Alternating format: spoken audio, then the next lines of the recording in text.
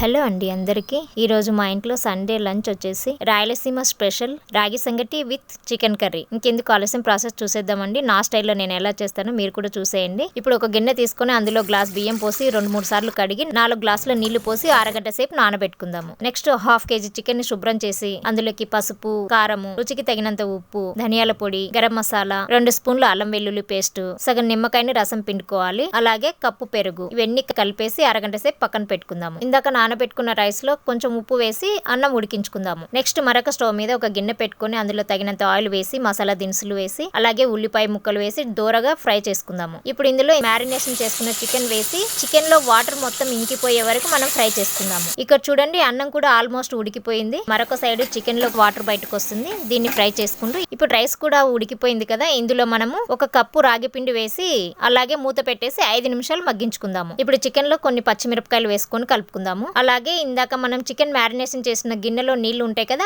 అవి పోసి కలుపుకుందాము. 10 to 15 మినిట్స్ ఉడికించుకుందాము. ఇప్పుడు లాస్ట్ లో కొంచెం కసూరి మేతి అలాగే పుదీనా, కొత్తిమీర వేసి దింపేసుకోవడమే. 5 మినిట్స్ తర్వాత రాగి పిండి కూడా మగ్గిపోయింది కదా, ఇప్పుడు దీన్ని కలుపుకుందాము. చాలా జాగ్రత్తగా కలుపుకోవాలండి, లేదంటే ఉండలు కట్టేస్తుంది. ఒకవేళ నీళ్లు సరిపోకపోతే మనం మళ్ళీ వేడి నీళ్లు సపరేట్ పెట్టుకొని వేడి నీళ్లు పోసుకుంటూ కలుపుకోవాలి. అప్పుడు మనకు కరెక్ట్ కన్సిస్టెన్సీ సరిపోతుంది. చూసారా, నోరూరించే రాగి సంగటి అలాగే చికెన్ కర్రీ రెడీ అయిపోయాయి. ఇప్పుడు రాగి సంగటిని ముద్దలాగా చేసుకొని అందులో చికెన్ వేసుకొని తినడమే అండి. చాలా బాగుంటుందండి టేస్ట్. మీరు కూడా ఒకసారి ట్రై చేసి చూడండి. ఆరోగ్యానికి ఆరోగ్యము, టేస్ట్ కి టేస్ట్ చాలా బాగుంటుందండి. ఇదండి ఈ రోజు మా సండే స్పెషల్ లంచ్.